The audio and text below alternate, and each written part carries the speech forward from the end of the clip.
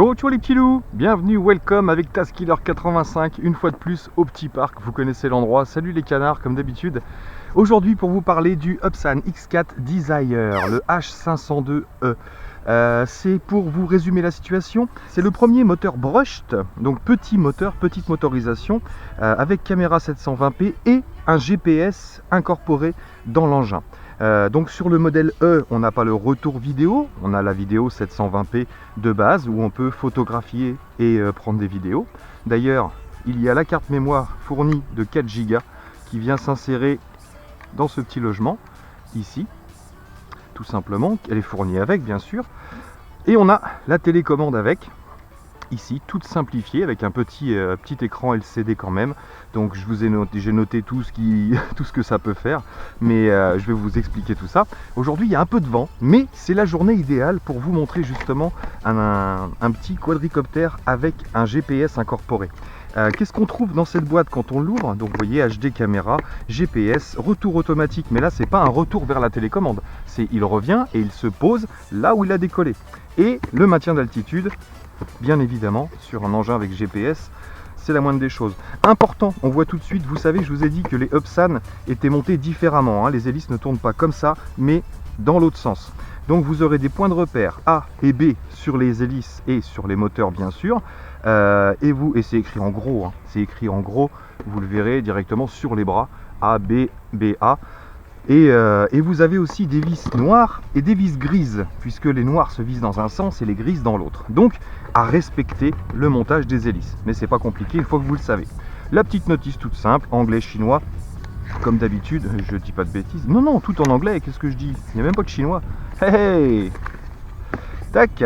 Et on a également un jeu de 4 hélices de rechange, un petit chargeur USB, des petites vis en rab, des noires et des grises, les petits capuchons qui étaient pour protéger les moteurs, gardez-les, c'est des petits capuchons silicone, ça peut servir dans le bricolage, vous me connaissez. Et une petite batterie 7V4, 610 mAh en 15C, pas très puissante, puisque c'est un maintien d'altitude, mais quand même du 7V4, voilà. Donc on a tout, on va lancer l'engin, on va pas perdre de temps. Et s'il me reste un petit peu de temps dans la vidéo et s'il n'y a pas trop de vent, je vais vous mettre quelques petites images de FPV avec le JGRC H36. Je range ma boîte, j'espère juste qu'il ne va pas pleuvoir. Car j'ai reçu les petits moteurs de chez Banggood. Alors merci Banggood pour le X4 Desire. On va tester ça tout de suite. Et j'ai également les petits moteurs noirs. Donc il y en a avec le cul vert et les autres avec le cul noir, mais des moteurs noirs qui sont des 5900 RPM je crois, plus puissants que les moteurs de base du JGRC ou du Ishin 010 ou du Furibi F10. C'est les mêmes modèles, donc plus de puissance pour pouvoir lever la caméra plus facilement, pour que l'engin galère beaucoup moins.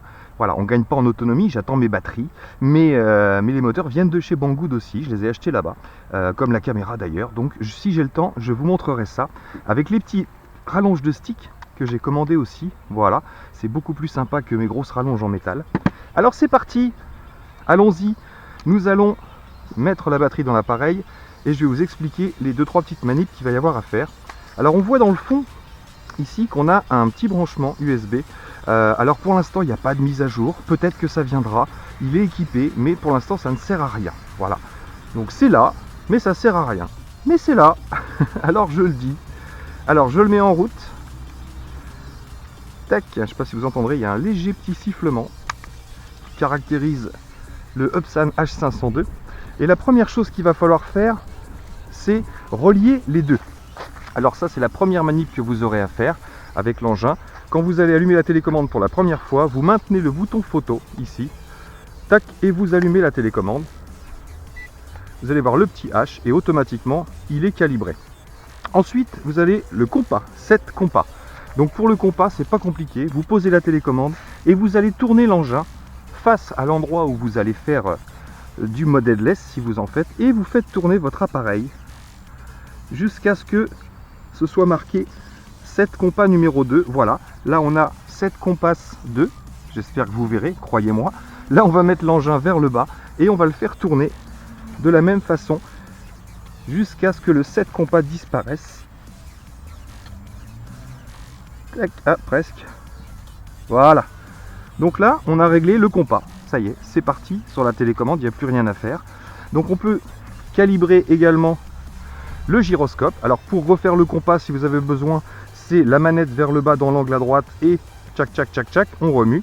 Et sinon pour le calibrer le gyroscope, donc là c'est la manette dans le coin gauche en bas, ça c'est pas marqué sur la notice, et petit mouvement, tac, comme ça vous aurez calibré le gyroscope et le compas. Sur cette manette, on a un mode headless ici en appuyant, c'est un mode 2 avec maintien d'altitude. Oh, le vent se lève, chouette. On a 2 vitesses en appuyant sur le stick de droite. On a un mode retour to home ici en appuyant, en maintenant ce bouton là. Et là, on a prise de photo en appui court et prise de vidéo en appui long. Sinon, le reste, c'est du trim. Il n'y a pas à s'en occuper pour l'instant. Donc, on vérifie les GPS. Ici, on en a 8. Sachez qu'il en faut au moins 6 pour pouvoir faire du retour to home avec le GPS. Donc là on démarre, c'est parti, la poignée dans les coins, pareil pour l'arrêter, poignée dans les coins, hop, on démarre. Alors là il y a du vent, hein, vous le voyez, hein, je vous mens pas, ça s'entend dans la caméra je pense, et les feuilles s'envolent. Donc on décolle, c'est parti. Voilà, on le monte à une certaine altitude, on va laisser travailler un petit peu le baromètre, je ne bouge pas exprès pour que vous voyez... Alors ça va vibrer, hein, forcément, avec le vent qu'il y a, ça va un petit peu vibrer forcément. Je vais tout de suite lancer. Oh, je vais peut-être faire une petite photo d'abord. Je vais me mettre en face. Une petite photo. Tac, ce sera fait. Et je vais tout de suite lancer la vidéo. Un appui long. Tac, et on a le témoin de vidéo qui clignote sur la télécommande.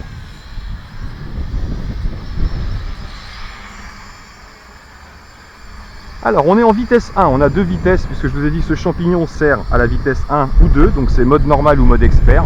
Donc là les variations que vous allez voir de hauteur c'est tout à fait normal parce que le baromètre n'aime pas du tout ce style de vent. Donc là je le remonte un petit peu. Donc les lumières rouges à l'arrière clignotent, c'est pour signaler qu'on est en enregistrement vidéo. Et je vais tout de suite tester la vitesse 1, donc voilà la rotation. Voilà en vitesse 1 et les angles. On voit qu'il réagit quand même pas mal.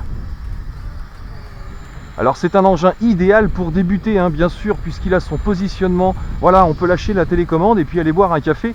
Il va rester là jusqu'à ce qu'il n'y ait plus de batterie. Et il va se poser tout seul. Donc on est parti, on va passer en vitesse 2.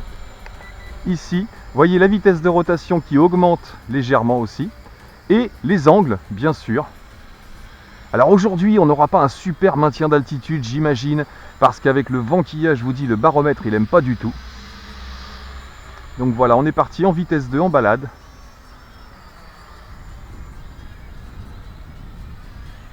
Bon, il a quand même des bonnes inclinaisons, hein.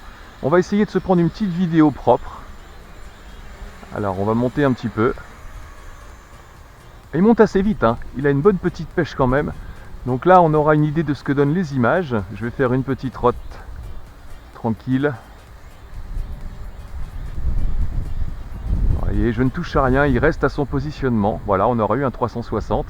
Donc je vais redescendre. Hop, on descend. Il descend aussi assez vite, vous voyez, je suis à fond vers le bas. Hop, et dès que je lâche le throttle, il se stabilise à sa hauteur. Donc c'est vraiment un GPS... bien propre qu'il y a dessus. D'ailleurs regardez, je vais vous montrer quelque chose. Je vais le descendre à ma hauteur, donc le faites pas spécialement. Je vais venir jusqu'à lui puisque là il m'attend, je ne fais rien.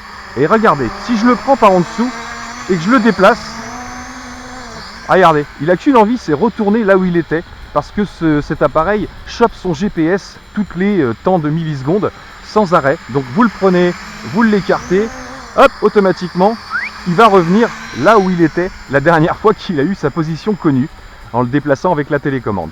Donc c'est pour ça qu'il reste en place, vous voyez, il ne bouge pas. On va se tester le mode headless. Alors je maintiens, normalement j'étais orienté comme ça je crois. Donc je vais maintenir, j'appuie sur le mode headless. Là je pousse en avant. Est-ce que je vais... Ah non, je suis pas en mode headless là. Donc je vais maintenir. Est-ce que je passe en mode headless? J'ai pas l'impression, hein. Alors il me semblait que c'était bien le mode headless. Alors sur la notice c'est pas indiqué, mais ça a été vu par certains youtubeurs. Donc je pensais vraiment que c'était le mode headless, mais je ne sais pas. Apparemment je ne l'ai pas sur ce bouton. Je maintiens encore une fois. Mais non, rien ne se passe apparemment. Je ne suis pas en mode headless. Donc peut-être pas de mode headless sur ce petit engin, du moins sur le mien il ne fonctionne pas. Alors on va se tester le mode retour maison, regardez. On va aller se balader un peu plus loin pour que ce soit un peu plus impressionnant. On va aller par là. Là, voilà. Là on est assez loin. Hop, vous savez que je l'ai démarré par ici. Donc je vais maintenant appuyer, regardez bien sa réaction. Parce que là il fait en face de moi, il ne me regarde pas. Je vais appuyer sur le mode return. Tac, regardez. Il prend un peu d'altitude. Il se retourne vers moi, à peu près. Et normalement, voilà, le voilà. Où va-t-il venir? Il cherche sa position. J'aurais dû marquer l'emplacement, mais vous savez que j'ai démarré ici, là, pas loin de ma valise, là, dans l'allée. Donc regardez ce qui se passe. Il descend. Et ben voilà, franchement, moi je trouve ça plutôt correct pour un engin à 60 balles. Voilà, donc pour ceux qui veulent débuter, alors je vais arrêter la vidéo tout de suite. Tac, on va éviter d'user les batteries. Voilà, et donc là il attend, donc on peut remettre les gaz tout de suite ou stopper les moteurs. Moi je vais remettre les gaz. Tac, bonne petite portée pour cet engin-là, hein, on a les 100 mètres de portée, sans problème. Et si vous dépassez la portée, regardez ce qui se passe. Je vais vous montrer ça quand même. Donc si vous êtes, c'est-à-dire que si vous êtes en fin de batterie, par exemple, ou que si vous n'avez plus de batterie dans la télécommande, ou si vous perdez la portée, regardez, je vais couper la télécommande, je tente, j'ai pas essayé encore, j'essaye, je coupe la télécommande. Donc là, on a perdu forcément la connexion. Et bien regardez ce qui se passe. Il refait son petit chemin, comme tout à l'heure, il refait demi-tour, il vient se repositionner, j'espère qu'il ne va pas aller au-dessus de l'eau, parce que je suis pas dans la merde. Non, il revient se positionner là. C'est le premier test que je fais là, j'ai testé sur mon parking, ça marchait. Et ben là je suis plutôt fier de ce petit joujou. Superbe. Et il va pour se reposer là où il a décollé. C'est magnifique. C'est magnifique. Je vérifie mon enregistrement. Parce que j'ai déjà eu quelques surprises. Voilà, et bah écoutez, plutôt correct. Donc je rallume la télécommande. Tac. Voilà, est-ce qu'on a le contact direct? On a le contact direct. Ça veut dire que si vous perdez le contrôle, l'engin va revenir à son point de départ. Mais si vous rallumez la télécommande, par exemple, vous pourrez reprendre le contrôle. Donc voilà, en ce qui concerne ce petit joujou, on est en mode 1 là. Tac, mode expert. Donc voilà pour ce petit bébé. Alors c'est pas un engin pour faire du pilotage de fou, parce que le fait qu'il y ait le GPS comme ça, bah écoutez, il a tendance à toujours vouloir récupérer sa position. Donc on voit qu'il tire un petit peu pour se redresser. Il ne prend pas des angles de folie. Mais pour débuter, pour se faire, waouh, pour se faire au pilotage d'un drone, et j'ai envie de dire pour faire des selfies et des petites vidéos, parce que vu la stabilité du bébé, et ben pour prendre des petites photos, des vidéos, comme vous verrez que la vidéo est assez propre, et ben écoutez, je pense que c'est un engin qui est bien fait pour ça. Donc l'autonomie de cet engin est d'environ 10-12 minutes, selon si vous filmez ou pas. Ah, il est pas mal en funnel quand même. Les descentes sont bien puissantes, bien rapides. Donc on testera une petite caméra dessus pour faire du FPV. Je vous ai dit, on va tout tester de toute façon. Mais au niveau maintien d'altitude et GPS et maintien de position, c'est vraiment un superbe engin pour débuter. Hop là, on va redescendre. Alors pour le... Ah, ça y est, je clignote. Alors je vais pas forcer sur les batteries. Je vais redescendre tout de suite. Hop. Je relâche un peu. Et dès que je vais toucher terre, regardez, je descends. Et là, on coupe les moteurs. Et voilà. Bon, et ben vous vous ferez votre petite idée comme d'habitude. Mais moi je kiffe, franchement j'aime bien. Merci Banggood pour ce petit Upsan X4 Desire H502E. Beau petit joujou pour les débutants, franchement. Bonne qualité de produit, bonne qualité de vidéo et vraiment super assisté. Donc je valide pour débuter. Voilà, ceux qui ont peur, et ben débuter avec ça, c'est vraiment le top. Allez, ciao ciao les petits loups, à bientôt dans mes vidéos, portez-vous bien. Et bim. Bon, prêt pour un petit vol de nuit.